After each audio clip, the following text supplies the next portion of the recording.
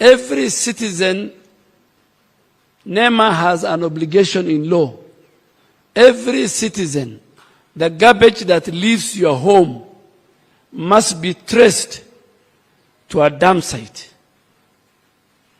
The vehicles that carry your garbage, as our distinguished children, distinguished guests, ladies and gentlemen, happy Mazingira Day.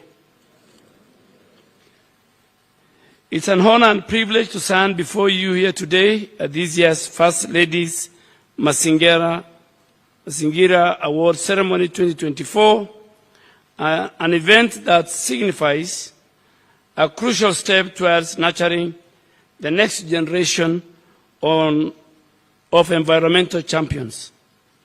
Today we celebrate not only the achievement of our learners, but also the transformative power of children in driving environmental resilience. The First Ladies Mazingira Awards, FLAMA, provides an exceptional platform where our young learners who represent the future of our country will do good and will be remembered in environmental protection.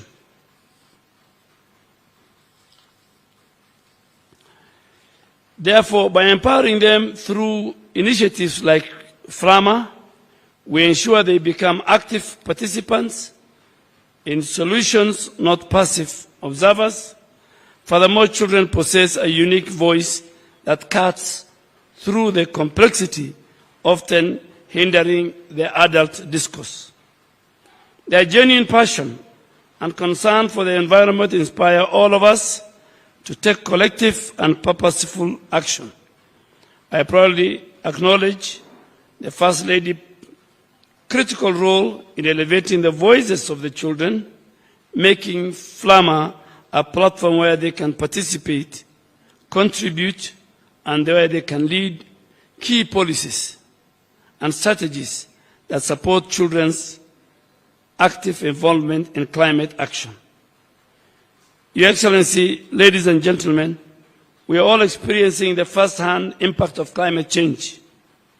The recent floods that devastated our infrastructure and tragically claimed many lives, or 42 of them in Nairobi, are still fresh in our minds.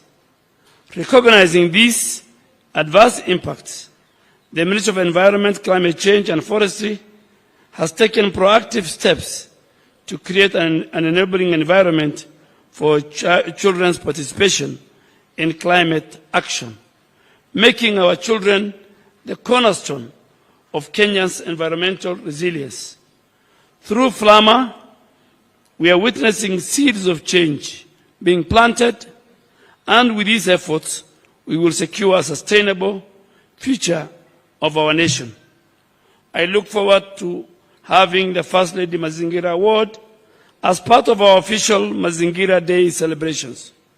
Moving forward, let us remain committed to supporting and empowering our learners, knowing that the future of the environment and our climate depends on the actions we take today, with the full participation of our children. Your Excellency, Kenya has a green constitution. And I have a very good reason why I say Kenya has a green constitution.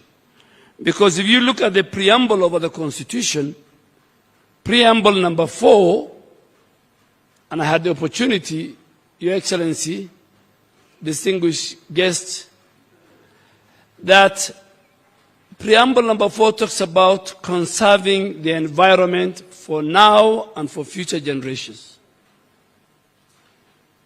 And by UNEP being the headquarters,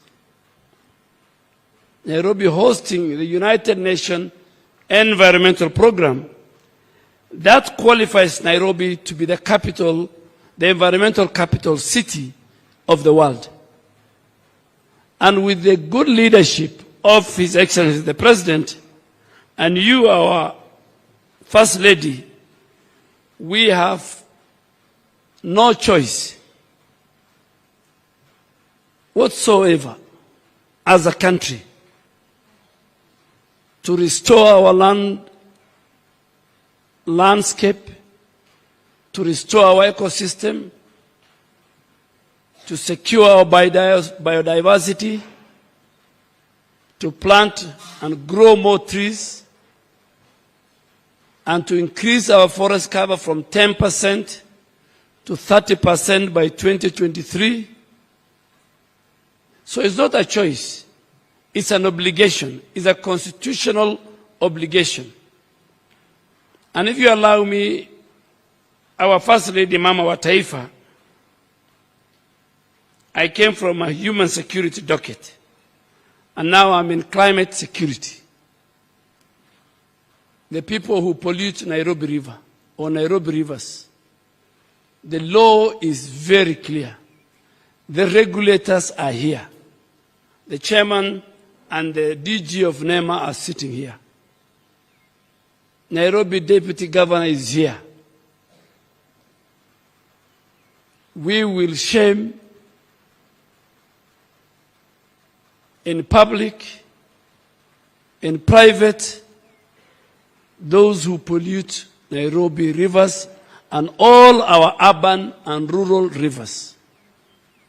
We will shame them, whether they're in the industries, and we will ask even banks, because we have one of our key banks present here, that you must deny them credit. Your customers who participate in the pollution of the environment. Every citizen, NEMA has an obligation in law. Every citizen, the garbage that leaves your home must be traced to a dump site. The vehicles that carry your garbage must be the right vehicle. In Nairobi, you sometimes drive, Her Excellency. You're driving on the expressway or any highway, and then there's a vehicle that is just pouring litter on the road. That will not happen again. It will not happen under our watch. So, Deputy Governor, the ones that you secure, even the trucks that carry clinker and other things to cement factories, they must comply with the law. The President has given the Cabinet of the Republic of Kenya, every Cabinet Minister, to have a day within the month to go and plant and grow trees. And again, that Cabinet Minister has a target. Every county governor has a target. Every county commissioner has a target. And we said 30% of the 15 billion trees, Her Excellency, will be fruit trees. And that's why, with your help, we want to empower the rural women. We want to empower our schools. That 30% must go to the rural women in our villages.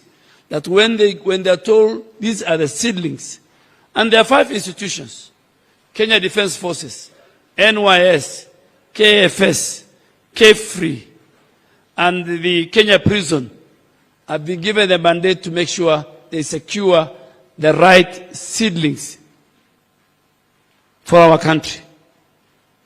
So it's our commitment. It's a citizen choice.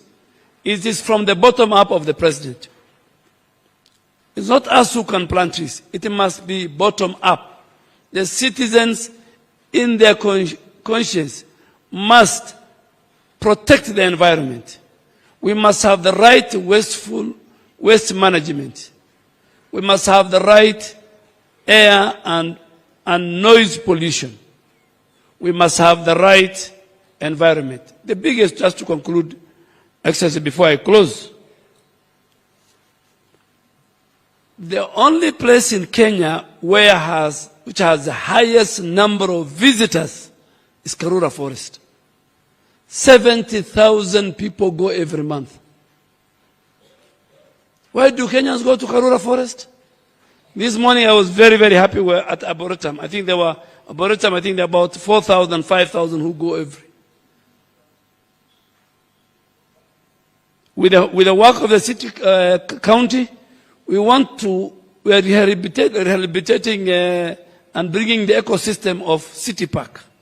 We want to create another ecosystem in Ngong and Ololua Forest. So those who live in Karen don't need to come all the way to Karura Forest.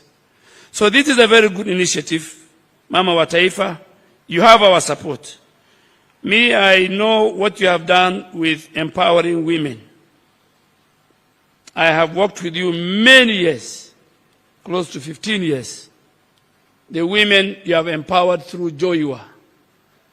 With their testimony, I know what you touch becomes a success. I know this will be a success. And there are many, many people, private sector, public sector, international organizations involved, diplomatic organizations in our country who will come to support you. You have our support. We pray for you. We pray for our president. We pray for our country. We wish you all the best. Count on the support of the Kenya government on behalf of my boss and on behalf of my colleagues in cabinet and on my own behalf as the minister in charge of this docket. With those many, many remarks, I'll ask you to stand up. It's my pleasure and duty to invite the only one, Mama wa Taifa.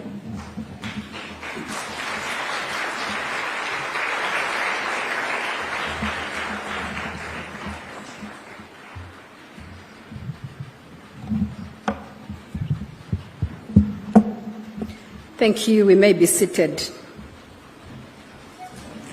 Honorable Aden Duale.